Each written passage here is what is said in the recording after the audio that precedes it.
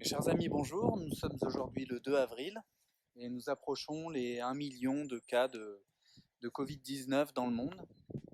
Notre président nous dit que nous sommes en situation de guerre et j'ai entendu hier un prix Nobel d'économie, Paul Romer, nous dire que c'était terrible et qu'il allait falloir choisir entre mettre l'économie en stand-by ou préserver des vies humaines.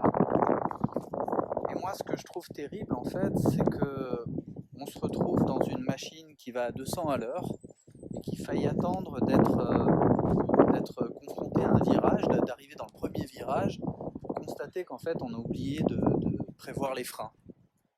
Et c'est ça que je trouve assez étonnant de la part de notre espèce, en fait.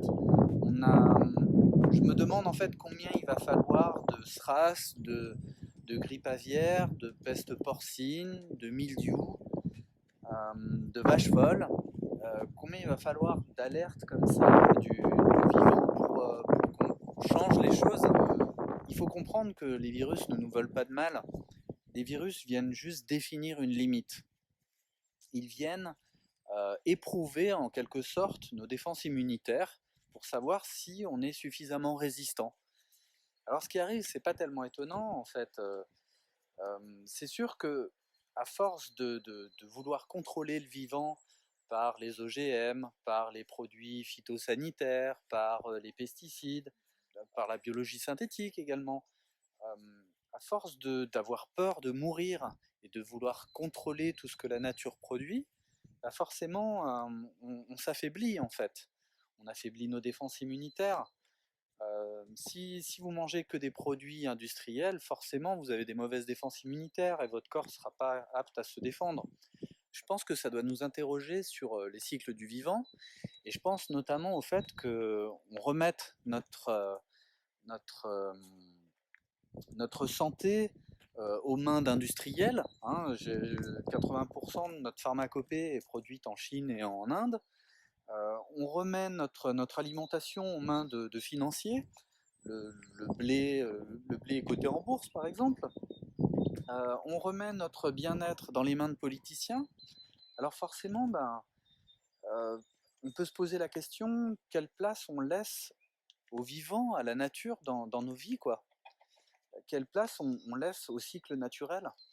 Et je pense que cette crise, c'est peut-être l'opportunité de se remettre profondément en question dans nos choix, dans nos comportements, dans nos relations, dans notre rapport au vivant.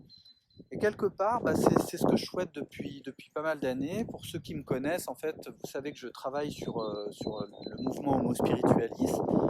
C'est une étude anthropologique que j'ai démarrée il y a près de 5 ans, qui dit très simplement que Homo sapiens a peur de mourir, et cette peur lui a permis autrefois de survivre. Aujourd'hui, cette peur est trop importante et il doit remplacer cette peur par l'amour du vivant. Il ne doit pas être toujours dans la crainte de ce qui est naturel et au contraire accepter une part de nature dans sa vie. Il me semble que c'est essentiel pour que notre belle humanité, nous sommes une espèce formidable malgré tout, et pas un virus comme je l'entends souvent. Moi, je pense qu'on a beaucoup de choses à découvrir et c'est ce que ce mouvement Homo Spiritualis propose de faire.